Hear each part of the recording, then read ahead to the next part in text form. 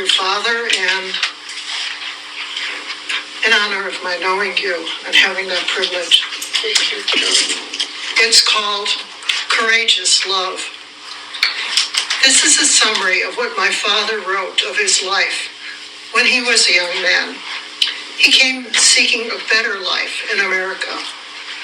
I asked him about it a few years before he died, and he penned a few lines on the back of a cardboard oil painting.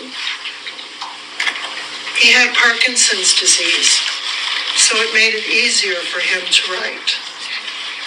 I'm sure some of you saw those oil paintings along the aisles at Riley Drug.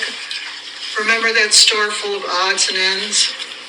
I told my grandchildren what he wrote on that cardboard. Grandpa Valentin came on a ship called the Empress of Asia from the Philippines with 100 other young men looking for a new life in the U.S.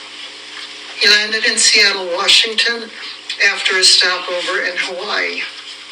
This was in 1924, and he traveled north to south, working on the railroad, salmon factories in Alaska, and finally just following the migrant worker routes, harvesting crops from west to east in the country. He suffered many hardships due to discrimination against Filipinos. They were treated as the blacks were before integration. It was during a lettuce and carrot harvest in Grants, New Mexico, when it was known as the carrot capital of the world, that he met my mother, Flora Dubois, who was working in the fields and packing sheds.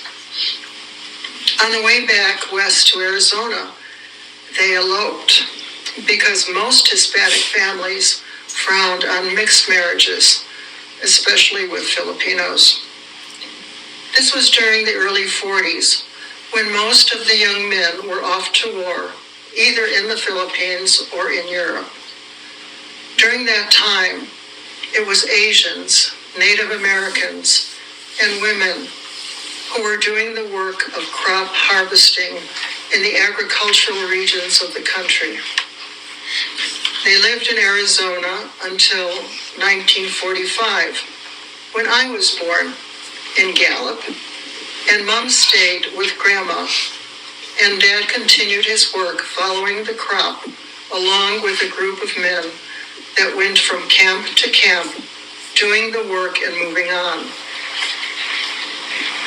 It was difficult, but our family didn't go from town to town as some of our other Filipino Spanish families did.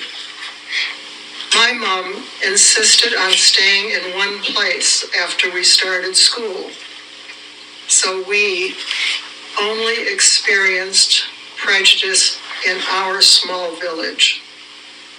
They experienced it wherever they went. Dad always feared the INS because until he became a naturalized citizen, especially every January, whenever aliens were supposed to report their whereabouts. My grandma finally accepted him and learned to love him dearly as he helped my mom take care of her until the day she died when I was 16. My uncles accepted him after many years, but it was difficult to live those years of unkind words and feelings. My dad bore it with great courage because my uncles were big men and he a mere 5'5". My mother stood by him through those hard times and cared for him as he suffered from skin cancer and Parkinson's disease. He died at 77 in 1983. He's the only foreign-born man buried in the cemetery in our village, along with veterans that fought in foreign wars, my sister's husband, and a son-in-law who served